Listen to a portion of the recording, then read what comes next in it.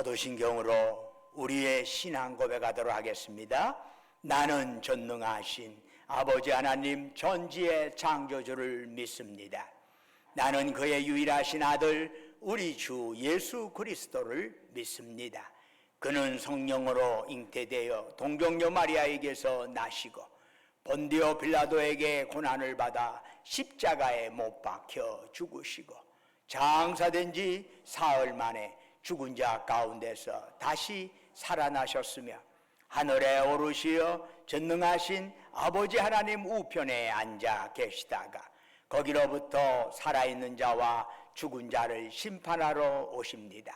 나는 성령을 믿으며 거룩한 공교회와 성도의 교제와 죄를 용서받는 것과 몸의 부활과 영생을 믿습니다. 아멘. 자리에 앉으셔서 찬송가 40장 부르겠습니다.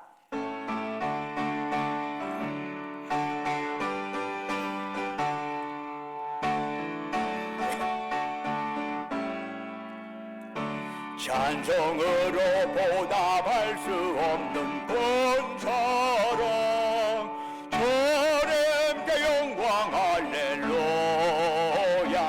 형제 자매 모두 함께 모여 찬송해 주님께 영광 할렐루야. 하나님의 자녀여 크게 찬송 부르며 밝고 거룩한 길로 기쁨으로 나아가 주의 보좌 앞으로 속히 들어가겠네.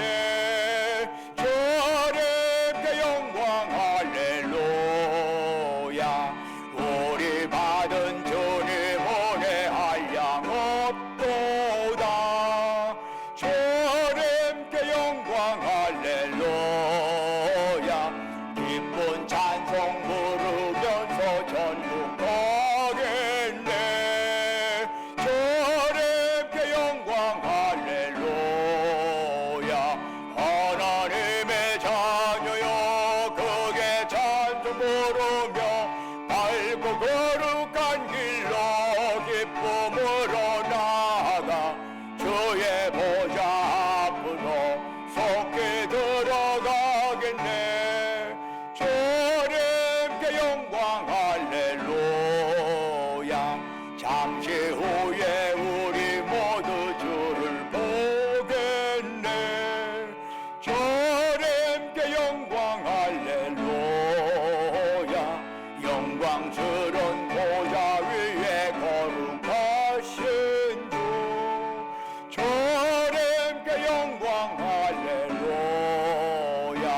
하나님의 자녀여 크게 찬송 부르며 밝고 거룩한 길로 기쁨으로 나아가 주의 보좌 앞으로 속히 들어가겠네. 주님께 영광 할렐루야.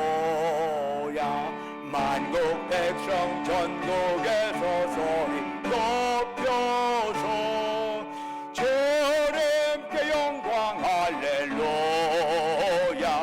영원토록 주의 공로 찬양하겠네. 주님께 영광 할렐루야. 하나님의 자녀여 크게 찬송 부르며 밝고 거룩한 길로 기쁨으로 나아가 주의 보좌 앞으로 속히 들어가겠네. 주님께 영광 할렐루야. 아멘. 오늘 예배를 위해서 박인성 장로님 나오셔서 기도하십니다.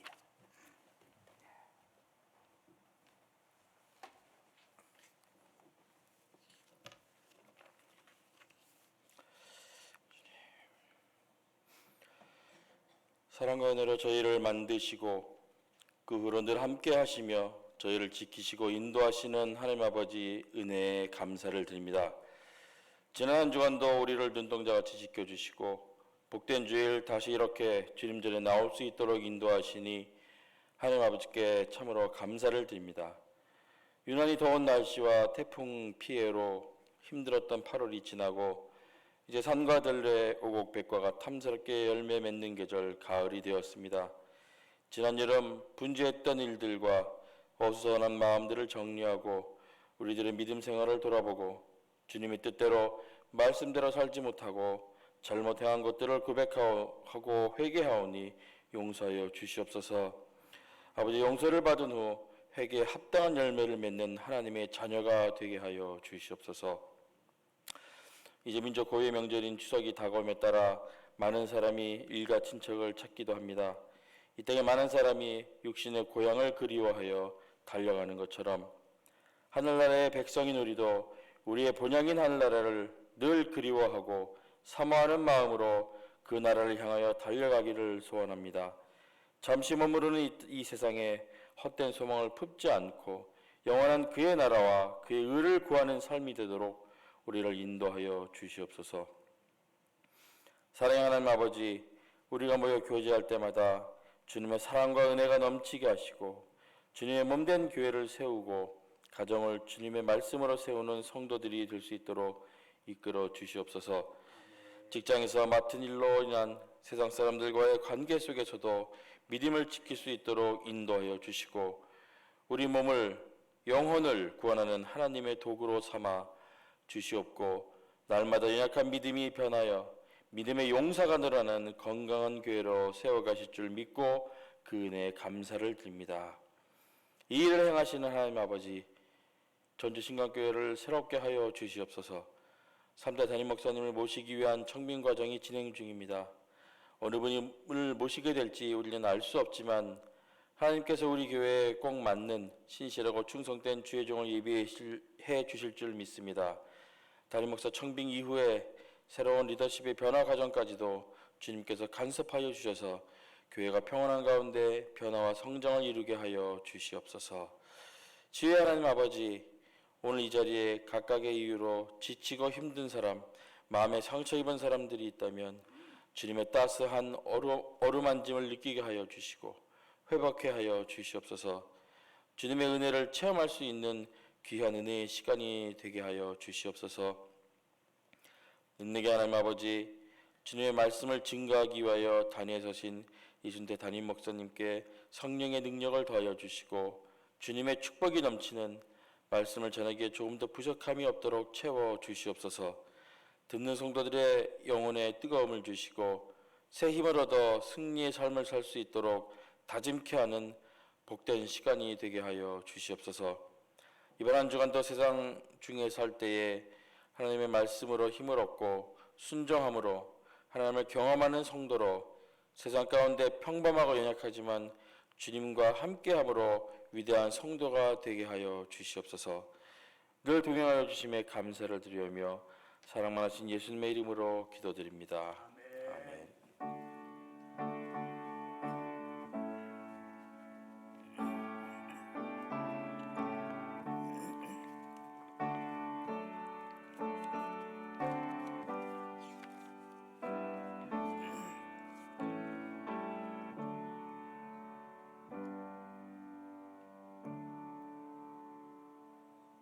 할렐루야.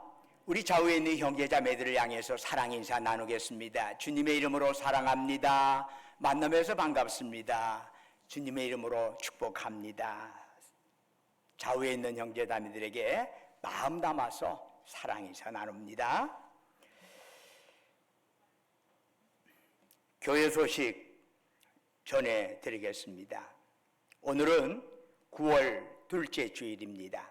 매월 둘째 주일은 특별히 구역장 인도자 교육이 있습니다. 오늘 주일 3부 예배 후에 구역장 인도자 교육이 있을 예정입니다. 그리고 다음 주일은 새벽 찬양대 헌신 예배가 있을 것입니다.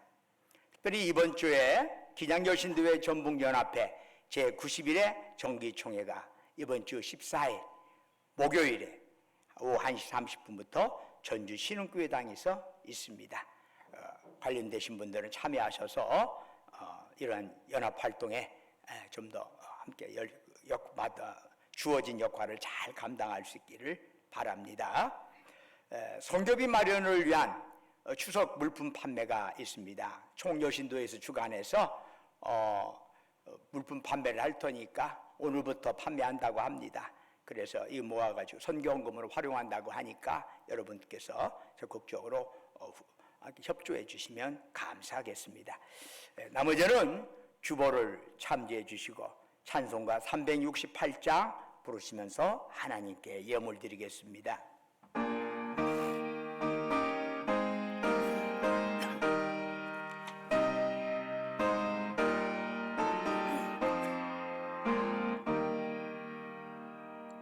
주 예수여 은혜를 내려주사 고청 많게 하옵소서.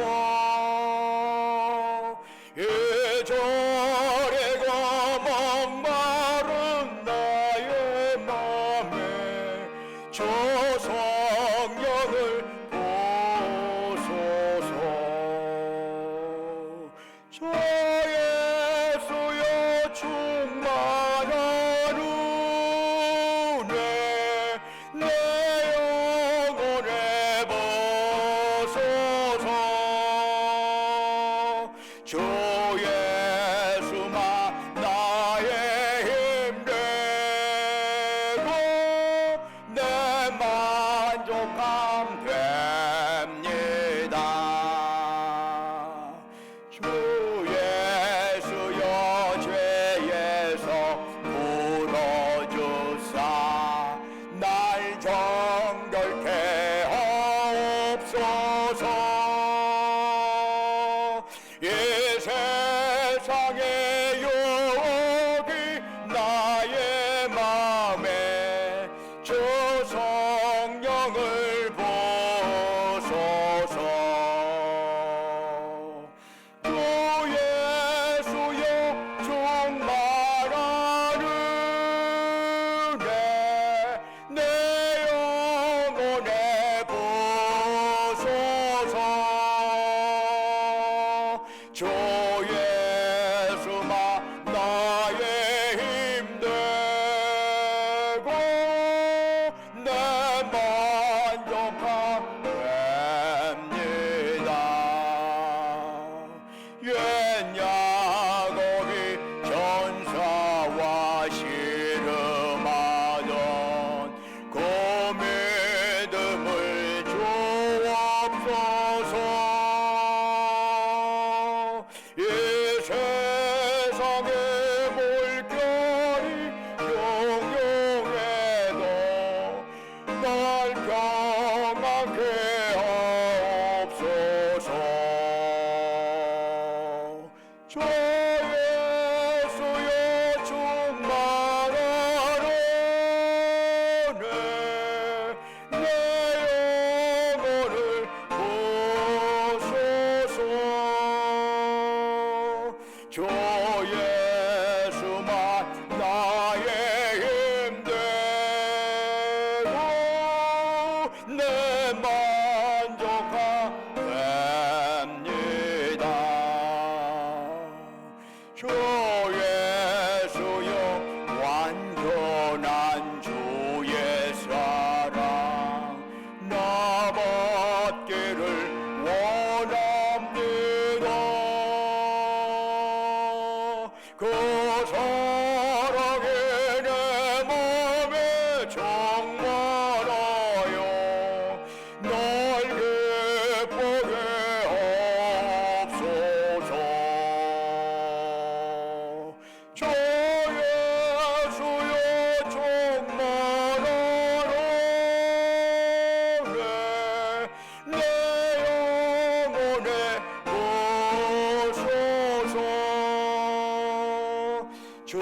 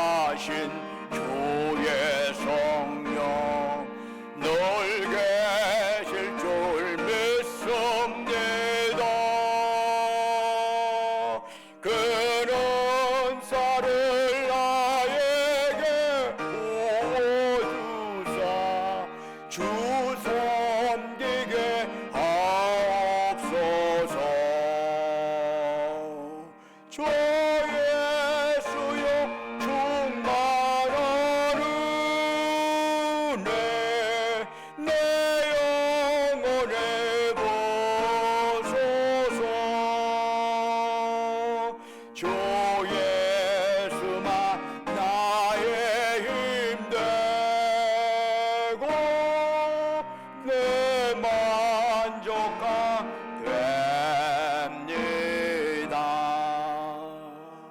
아멘.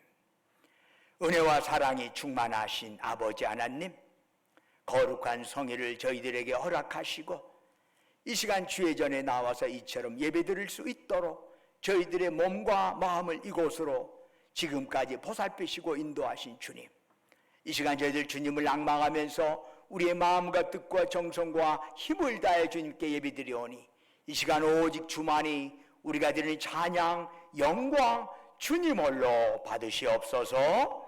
아버지 하나님, 참으로 저희들이 드리는 예배가 하나님께는 영광이요 예배드리는 우리 모두에게 은혜와 기쁨 충만한 자리가 되기를 원합니다. 사모하는 심령마다 주의 성령으로 역사하여 주셔서 참으로 이 예배를 통해서 우리 연약한 영육이 강건해지게 하옵시고 이 예배를 통해서 우리 얽히고 설긴 문제가 해결받는 역사가 일어나게 하옵소서. 주여, 사탄 마귀 틈타지 못하게 하시고 주님만이 우리의 모든 것을 주관하여 주시옵소서. 지난 한 주간도 주님의 은혜 안에 살게 하시고 오늘 거룩한 성일 맞이해 주 앞에 나올 때 우리 정성을 담아 소중한 물질을 주께 바치게 하심을 감사드립니다. 주께서 우리에게 베풀어 주신 그 사랑, 그 은총 생각하면서 예물 드리오니 주여 받으시고 바치는 심령 후에 금복을 내려 주옵소서. 11조로 주께 바칩니다. 범사에 감사해서 범사감사한금 드리옵니다. 우리의 삶의 모든 여정 후에 하나님의 손길 기억하면서 각가지 제목으로 특별감사 헌금 드리옵니다. 매주마다 주님과 약조한 주정헌금 바칩니다. 너희는 땅끝까지 가서 내 증인 되어라. 주의 말씀 가슴에 새기면서 우리가 몸으로 직접 갈 수 없지만 보내는 선교사 역할을 감당하기 위하여 해외 선교헌금, 국내 선교헌금 드리옵니다. 또한 각자의 처지와 형편에 따라 아버지 하나님께 서운하며 예물 드리오니 그들의 기도의 제목 외에 귀 기울이시고 응답하여 주시옵소서. 또한 우리 주변에 어려운 이웃들이 있습니다. 그들의 마음, 그들에게 사랑, 긍휼의 마음 담아서 예물 드리오니 아름답게 이것들이 분포되어서 어려운 일을 조금이라도 돌아갈 수 있도록 인도하여 주옵소서. 아버지 하나님, 우리 신광교를 지금까지 보살펴 주신 거 감사합니다. 원하옵건대 여러 가지로 변화되는 이 시대에 복음의 핵심을 놓치지 않고 그러나 상황에 적절히 대응하여 아름다운 선교하는 그런 교회로서 우리 신광교회가 계속 나아가게 하옵소서. 무엇보다도 우리 신광교회를 이루는 지체들이 기도로 말씀으로 뜨거워져서 그들이 가는 곳마다 하나님의 복의 역사가, 하나님의 은혜의 역사가 널리 확산되어가는 귀한 축복을 내려 주시옵소서. 아버지 하나님, 또한 꽃으로, 목소리로, 몸으로 이름도 없이 빛도 없이 헌신하고 헌물하는 그들을 기억하시고 그들의 섬김 받으시고 하늘 상급으로 가득 채워 주시옵소서. 하나님 아버지, 예물 쓰이는 곳곳마다 복음의 역사가 나타나게 하시고 주님 영광만 크게 드러나게 하옵소서. 우리가 이 땅에 살아가는 동안에 특별히 물질이 없어 어려움 당하지 않게 하시고 행여 물질로 인하여 교만하지도 않게 하시옵소서. 주신 물질, 생명, 건강, 은사, 시간 가지고 주께서 오라 우리 영혼 다시 부르시는 그날까지 이 땅에 살아있는 동안에 죽도록 하나님께 충성하며 이웃을 섬기며 나누며 살아가게 하옵소서. 주 예수 그리스도의 이름으로 간절히 기도드립니다. 아멘. 이 시간 우리에게 주시는 하나님의 말씀 누가복음 16장 19절에서부터 31절까지의 말씀이 되겠습니다. 신약성경 123쪽입니다.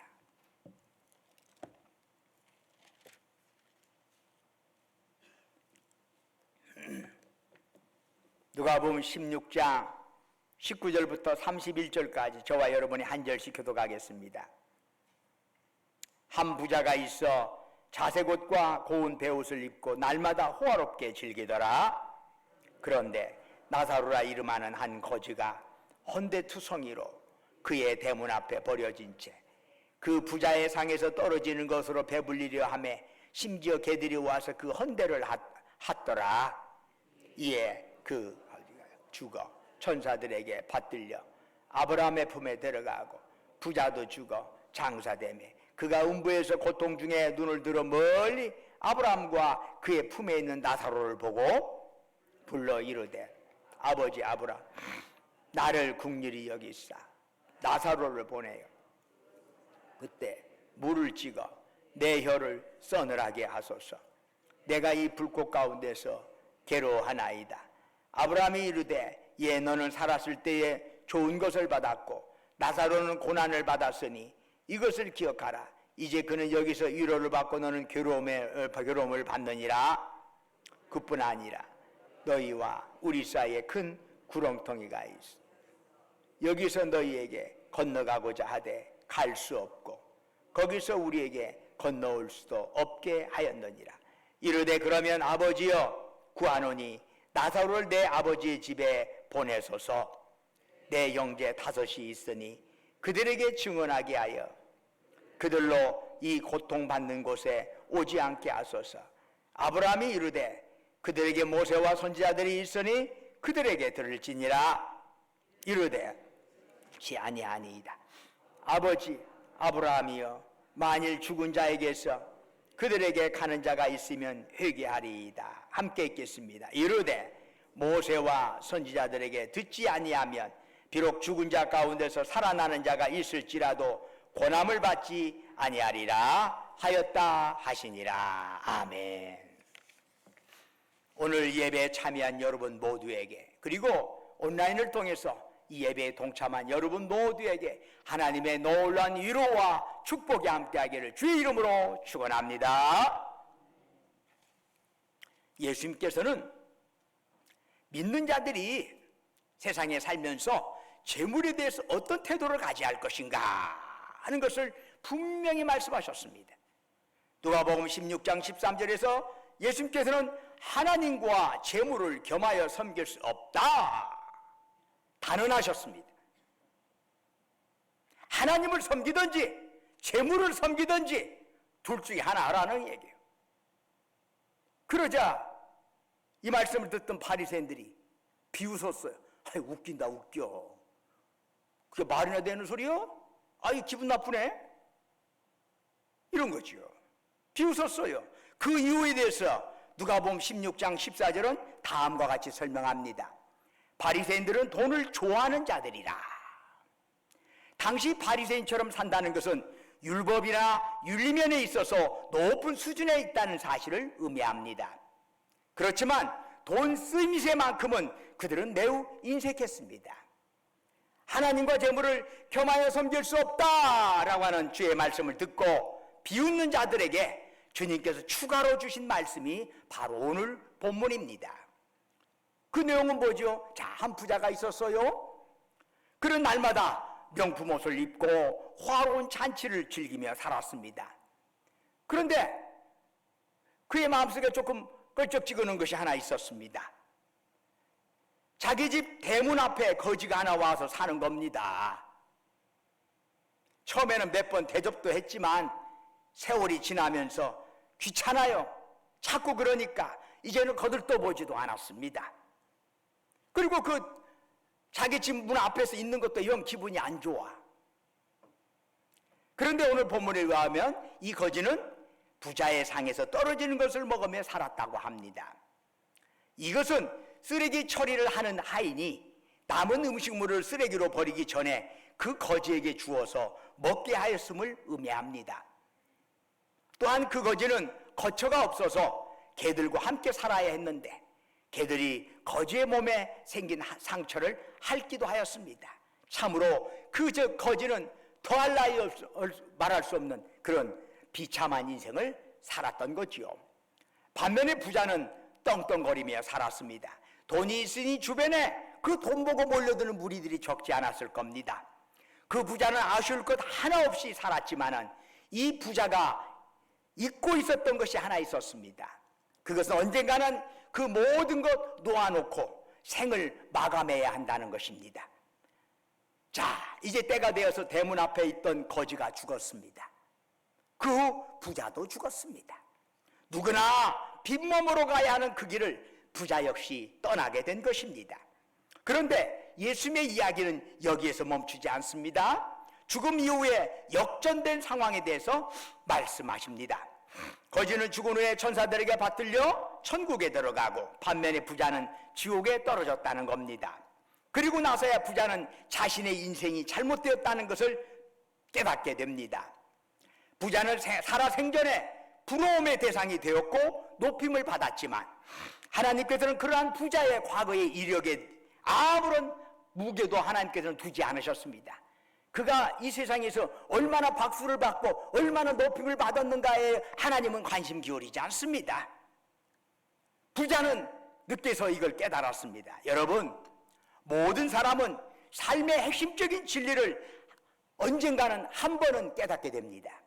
그런데 중요한 것은 그것을 깨닫는 시기지요. 모든 것이 형통할 때 그 진리를 깨닫는 것입니까? 재물이 다 없어진 후에서야 깨닫습니까? 아니면은 몸에 병이 들어 죽음 앞에 섰을 때야 그 진리를 깨닫습니까? 부자도 이 진리를 깨달았습니다. 그런데 이미 지옥에 떨어져 어떤 방법으로도 돌이킬 수 없는 시점에서야 이걸 깨달은 것이 참으로 안타까운 일입니다.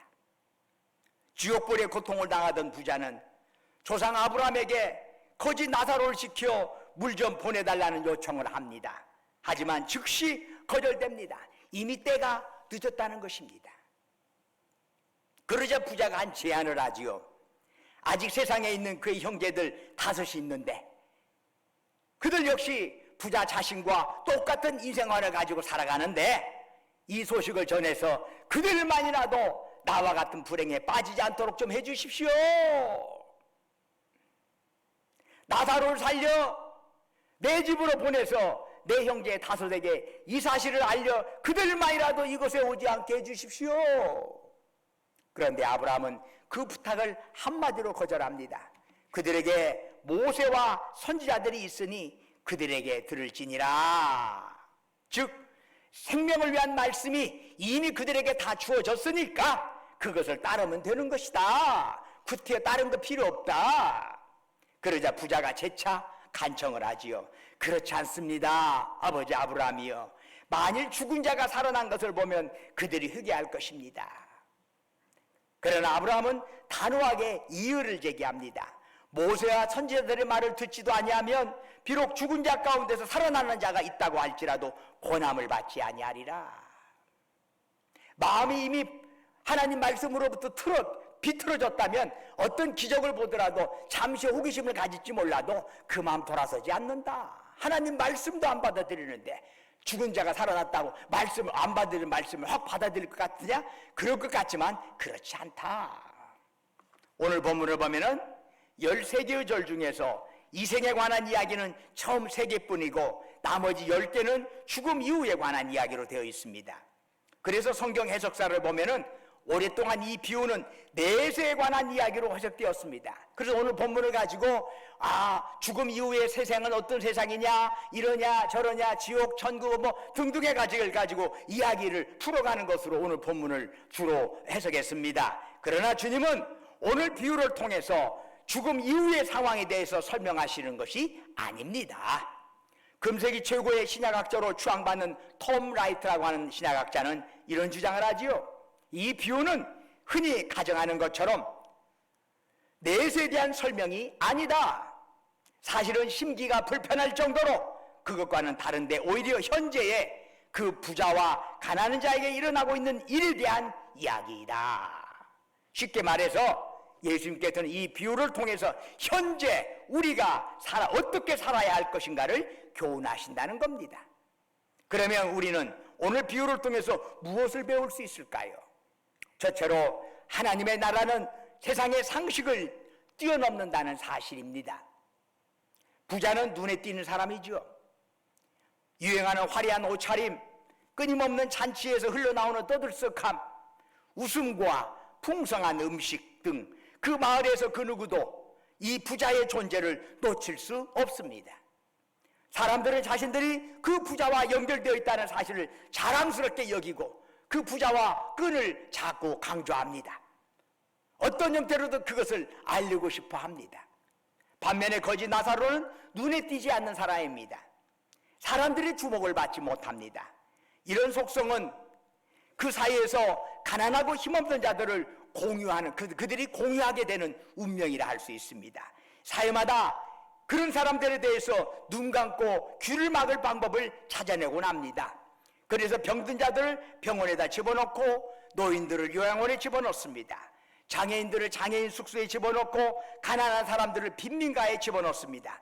그래서 가능한 한 비참하고 어려운 사람들이 사회에서 보이지도 않게, 그들의 소리가 들리지 않도록 최선을 다합니다. 거지 나사로와 같은 불의의 사람들에게 관심을 딱 끄면서 마치 그들이 이 세상에 없는 것처럼 사회는 움직이려고 합니다. 그러나 오늘 본문은 일반적인 상식을 깨트려 버립니다. 예수님은 하나님 나라 운동을 전개하면서 이 운동에 함께 참여할 제자들을 찾으셨습니다. 그런데 예수님께서 제자들이라고 모집한 사람들을 보면은 대부분 당시에 보통 사람들이 보기에도 너무나 어리둥절한 인물들이 대부분입니다. 물론 예수님의 제자들 중에 권세 있고 영향력 있는 사람들이 배제된 그것은 결코 아닙니다. 부자였던 아리마다 요셉이 있습니다. 랍비로서 영향력을 가지고 있던 니고데모가 있습니다. 이들 역시 예수님의 제자들로 그 이름이 거론이 됩니다. 그러나 복음서를 살펴보면 예수님께서 똑똑하고 잘난 사람들 골라 찾아다니셨다는 암시가 하나도 없습니다. 초대교회 당시에 예수님의 부름을 받아 교회의 일원이 된 자들에 대해서 사도 바울은 고린도전서 1장 26절에서 이렇게 말씀합니다. 형제들아, 너희를 부르심을 보라. 육체를 따라 지혜로운 자가 많지 아니하며 능한 자가 많지 아니하며 문벌 좋은 자가 많지 아니하도다. 세상에서 내놓으라 하는 인물 별로 없어. 그것이 초대교회의 모습이었어요. 세상에서 똑똑하다는 사람 별로 없어. 그게 초대교회의 모습이었어요. 세상 잘나고 똑똑하고 박수치는 사람 별로 없어. 그렇고 그런 사람, 사회에서 무시되는 사람들이 우원히 몰려들어 있는 것이 초대교회의 모습이었다는 사실을 기억할 필요가 있습니다. 그런가 하면 고린도전서 1장 27절 이하에는 이렇게 말씀하지요. 하나님께서 세상의 천한 것들과 멸시받는 것들과 없는 것들을 택하사 있는 것들을 폐하려 하시나니 이는 아무 육체도 하나님 앞에서 자랑하지 못하게 하려 하심이라. 이건 뭐지요? 하나님께서 하나님 나라 운동을 어떻게 하시느냐? 지식 많은 자, 재능 많은 자라 엘리트들을 특별히 뽑아가지고 야, 너희들을 중심으로 하나님 나라 이루겠다라고 하는 게 아니라는 얘기지요. 별별 일 없는 사람들, 사회에서 무시당하는 사람들을 오히려 하나님께서 더 가까이 가면서 이미 무시당하지 않고 잘 나가는 사람들도 우리가 어떻게 살아야 할 것인가를 깨우쳐줘서 함께 하나님 나라로 가게 하시는, 그것이 하나님 나라의 하나님의 사역 방식이에요. 약한 자를 택하사 강하게 하면서 강한 자가 스스로를 낮추고 하는 형태, 없는 자를 택하셔서 있는 자가 내 있는 것으로 만족하는 게 아니라 이것이 내려놓을 때 비로소 하나님 나라가 온전히 이루어지는 거구나. 이것이 바로 성경에서 말하는 하나님 나라의 방식이에요. 즉, 뭔 얘기요? 하나님의 은혜에 빚진 마음 가지고 겸손하게 섬기는 자를 하나님은 택하신다는 것이요. 내게 있는 것 자신하지 말고 다 내려놓고, 그래서 사도 바울은 모든 걸 다 하나님 앞에 내려놨어. 모든 걸 난 배설물로 여기겠다. 그런 로마 시민이었어요. 그런 헬라 철학에 능통한 지식인이었어요. 그 로마 시민을 가졌다면 그 집 대대로 아마 많이 부자였을 거예요. 그 당시에 유대인이 로마 시민권을 갖는다는 것은 두 가지 방법 중에 하나예요. 전쟁에 나가가서 혁혁한 무공을 세웠어. 그러면 로마 시민이 될 수 있어. 그러나 율법에 연연한 유대인들이 이방인들을 위해서 싸울 확률은 거의 없어요. 그렇다면 어떻게 해요? 돈 주고 산 거지. 누가? 사도 바울 아버지가, 한번 할아버지가 돈 주고 산 거예요. 그러면 그 집안이 돈이 상당히 많다는 얘기예요. 돈 있죠, 지식 있죠, 사회적 신분 있죠. 내놓을 것이 없는 사도 바울이지만 예수님 앞에서 모든 걸 난 배설물로 여기겠다라고 말했던 이유가 뭐지요? 주님은 그런 자를 택하시기 때문이죠. 주님께서 오늘 이야기를 통해서 우리에게 주시고자 하는 둘째 메시지는 무엇일까요? 그것은 회개하라는 것입니다. 예수께서 공생애를 시작하시면서 외친 첫 번째 메시지가 뭐죠? 마가복음 1장 15절에서 주님은 이렇게 말씀하시네요. 하나님의 나라가 가까이 왔으니 회개하고 복음을 믿으라. 우리가 하나님 나라에 들어가기 위하여 필요한 것은 회개하고 복음을 믿는 것입니다. 여러분, 회개가 뭐지요? 유턴하는 거지요. 유턴하는 거예요. 이제까지 살아온 방식, 우리에게 익숙한 가치관, 당연한 것을 여겼던 사고방식을 확 180도 바꿔서 돌아오는 것이죠. 그게 회개예요. 예수님께서는 이전에 특정인들에게만 허용됐던 천국복음을 누구에게나 개방하셨습니다. 누가복음 4장 18절 이하에서 예수님께서는 자신이 이 땅에 오신 의미를 이렇게 말씀하십니다. 주의 성령이 내게 임하셨으니 이는 가난한 자에게 복음을 전하게 하시려고 내게 기름을 부으시고 나를 보내사 포로된 자에게 자유를, 눈먼 자에게 다시 보게 함을 전파하며 눌린 자를 자유롭게 하고 주의 은혜의 해를 전파하게 하려 하심이라. 대부분의 사람들에게는 거꾸로운 부류들입니다. 가난한 자, 포로된 자, 눈먼 자, 눌린 자. 그런데 바로 이들에게 복음이 선포된다라고 말씀하고 있습니다. 더 이상 이제 지위나 명성이나 자격을 논하지 아니하고 누구든지 주님께 올 사람은 다 오라 하는 선언인 것입니다. 세상에서 인정받는 사람만이 아니라 전혀 그렇지 않은 사람들도 다 주님 앞으로 오라 하는 말씀입니다. 그런데 주님의 부름을 받고 하나님 나라에 들어가기 위하여 요구되는 것이 있습니다. 그게 뭐죠? 회개입니다. 누가복음 16장 30절에서 부자가 바라는 것이 있습니다. 그것은 자신의 비참한 형편을 미리 알려서 아직 세상에 남아있는 5 형제만들만이라도 회개하였으면 하는 바람입니다. 우리가 이 비유를 처음 들었을 때는 죽음 이후의 상황을 보여주는 것이라고 생각할 수 있습니다. 그러나 사실 이 이야기는 살아있는 부자 형제들에 관한 이야기입니다. 예수님의 비유 연구에 있어서 최고의 권위자로 인정받는 요아킴 예레미야스가 있습니다. 그런 오늘 이야기를 6 형제들의 비유 이렇게 제목을 붙여놨습니다. 즉 이미 한 형은 지옥불에 떨어져서 더 이상 상황을 바꿀 수가 없어요. 그런데 아직 살아남은 5 형제들에게는 회개의 촉구가 관건이다. 예수님께서 이 말씀을 하신 이유가 뭐지요? 나머지 5 형제예요. 5 형제들의 회개에 예수님은 초점을 맞추고 있는 것입니다. 그러면 무엇을 회개해야 할까요? 우리는 누가복음 16장 25절에서 회개의 내용에 대한 한 힌트를 얻을 수 있습니다. 아브라함이 이르되 너는 살았을 때 좋은 것을 받았고 나사로는 고난을 받았으니 이것을 기억하라. 이제 그는 여기서 위로를 받고 너는 괴로움을 받느니라. 여기서 주님이 말씀하고자 하시는 것은 거지 나사로가 얼마나 선하게 살았느냐가 아닙니다. 부자가 얼마나 악을 행했는가 말씀하려는 것이 아닙니다. 이것의 핵심은 이웃이 고난당하고 어려울 때 왜 너는 네 자신 생각만 하면서 살았어? 라고 하는 것입니다. 즉 부자가 지옥에 떨어진 이유는 흔히들 생각하는 나쁜 짓을 했기 때문이 아닙니다. 그럼 왜 지옥행이죠? 하나님이 주신 것을 가지고 자신만 먹고 누리며 살았기 때문입니다. 바로 그 사실을 회개하라는 것입니다. 자본주의 사회에서 내가 번 돈 내 마음대로 쓴다고 뭐라고 할 사람 아무도 없습니다. 그러나 주님이 요구하신 회개는 이런 세상 방식이 아니라 하나님 나라의 방식으로 유턴하는 것입니다. 그건 뭐지요? 열심히 돈 벌어서 이웃을 돕는 것입니다. 열심히 일해서 사람 사는 일에 투자하는 것입니다. 그것이 하나님 나라의 일꾼의 모습입니다. 그것이 예수의 증인으로서 이 땅에서 살아가는 것입니다. 말만 예수 믿으셔 천국 복음 한다고 해서 예수 주님 앞으로 돌아오는 사람 없습니다. 그 말을 전하는 사람이 어떤 삶을 살았느냐 그 삶을 보고 찾아오게 되어 있습니다. 여러분 전혀 안 믿는 사람들이 예수 보고 교회 나옵니까? 아닙니다. 예수 보고 교회 나오는 게 아니라 예수 믿는 사람 보고 교회 나오는 것입니다. 그 사람이 어떤 삶을 살아가느냐 그것 보고 교회 나오는 것이지 예수 보고 교회 나오는 거 아닙니다.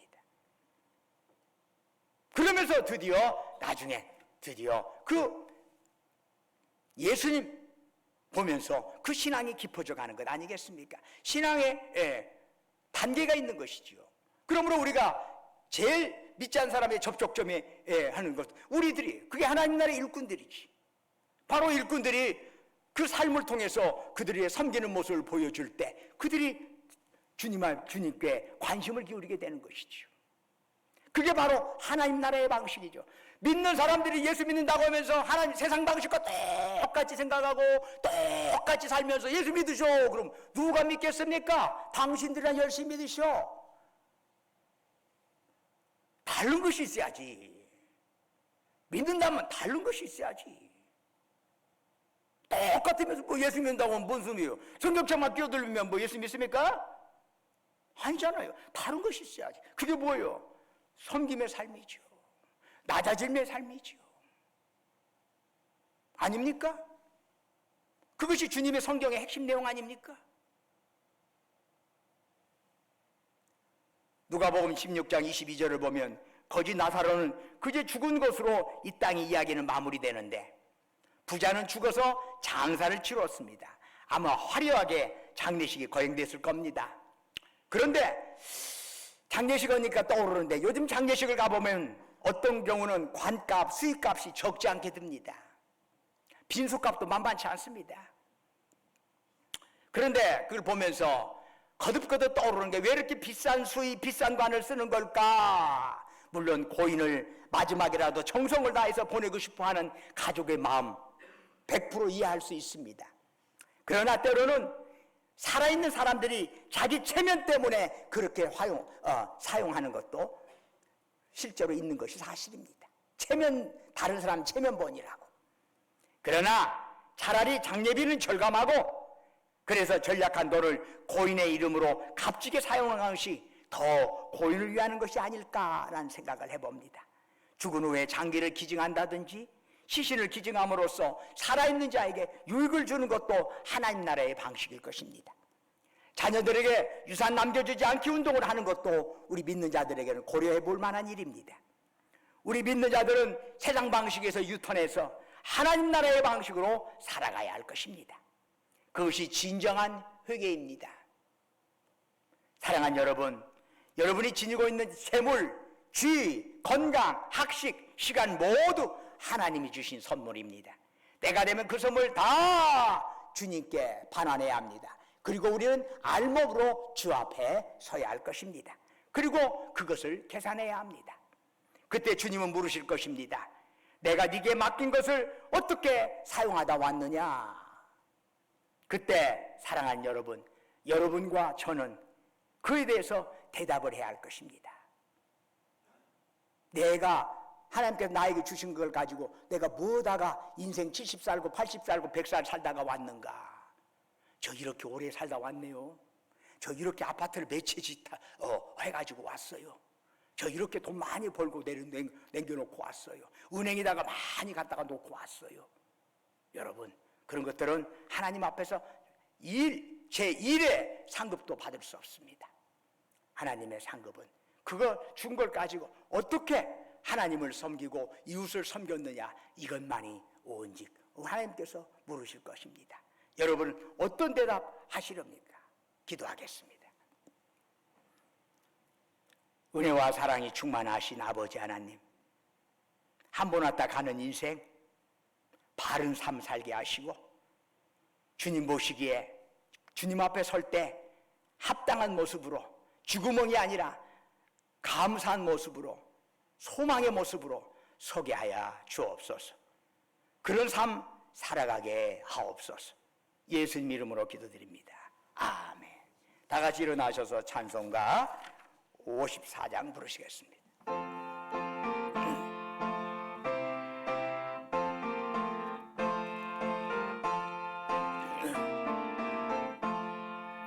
주여 복을 구하오니 떠내가게 하시고 사람마다 저래로 이기도록 하시고 광야 같은 세상에서 항상 인도하소서. 주의 복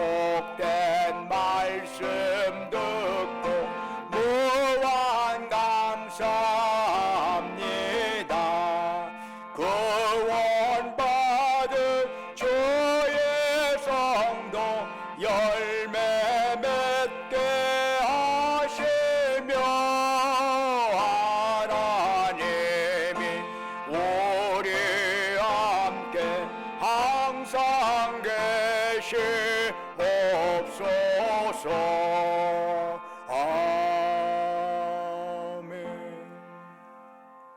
이제는 우리 주 예수 그리스도의 은혜와 아버지 하나님의 만극하신 사랑과 성령님의 감화하시고 감동하시고 충만케 하심의 역사가 한 번 왔다 가는 인생, 내 목구멍만을 위해서 살지 아니하고 참으로 하나님께서 예수를 통해서 우리를 자녀 삼아 주셨음에 우리가 이 땅에 그 은혜에 감사하면서 사랑을 베풀고 은혜를 베풀고 그렇게 섬기는 삶으로 나누는 삶으로 살겠노라고 다짐하는 사랑하는 주의 백성들, 그들이 속해 있는 가정과 직장과 사업장 위에 외지에서 공부하느라 직장 다니느라 군 복무하느라 수고하는 우리 아들 딸들 위해 지금부터 영원토록 함께 하시기를 간절히 축원하옵나이다. 아멘.